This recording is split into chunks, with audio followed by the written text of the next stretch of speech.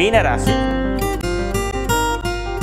మీనరాశి వాళ్ళకి ఈ వారం మనసు ఉత్సాహంగా ఉల్లాసంగా ఉంటుంది. చక్కగా ఏదో సాధించాలనేటువంటి తపన కూడా మీలో పెరిగేటువంటి అవకాశాలు ఈ వారం కనపడుతూ ఉన్నాయి. వివాహ సంబంధాల కోసం ప్రయత్నాలు చేసేటువంటి వాళ్ళకి కానీ, లేదా ప్రేమ వివాహాలలో అడుగుపెట్టినటువంటి వాళ్ళకి కానీ, లేదా వ్యాపార భాగస్వామ్యమైనటువంటి వ్యాపారాలలో మీరు అడుగుపెట్టినటువంటి వాళ్ళకి కానీ వారాంతంలో ఒక చక్కని శుభ పరిణామం మాత్రం ఏర్పడేటువంటి అవకాశాలు కనపడుతూ ఉన్నాయి.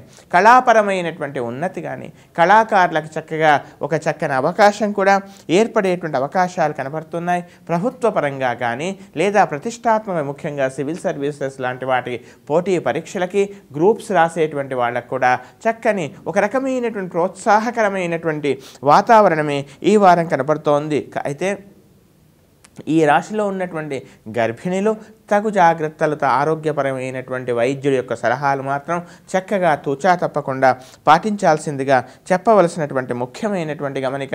అంతేకాకుండా విదేశాలకు వెళ్ళాలనుకునేటువంటి ఆలోచన, విదేశాలకు వెళ్ళాలనుకునేటువంటి ఒక ఆరాటము, ఇవన్నీ కూడా మీకు ఒక చక్కని ఆనందించే విధమైనటువంటి కొన్ని శుభ పరిణామాలు కూడా ఏర్పడేటువంటి అవకాశాలు కనపడుతున్నాయి. నిరుద్యోగుల ఉద్యోగ అవకాశాలు కూడా కనపడుతున్నాయి. ఉద్యోగం లభించవచ్చు, కానీ తండ్రితో అనవసరమైనటువంటి విభేదాలు రాకుండా తగు జాగ్రత్తలు, వాదోపవాదాలకు ప్రధానంగా దూరంగా ఉండండి ఈ వారం అంతా కూడా. ఇక ఉత్తమమైన ఫలితాల కొరకు యథావిధిగా సూర్యాష్టకం, శనేశ్వర స్తోత్రాన్ని ఎట్టి పరిస్థితుల్లో మానకండి. తద్వారా అంతేకాకుండా ముఖ్యంగా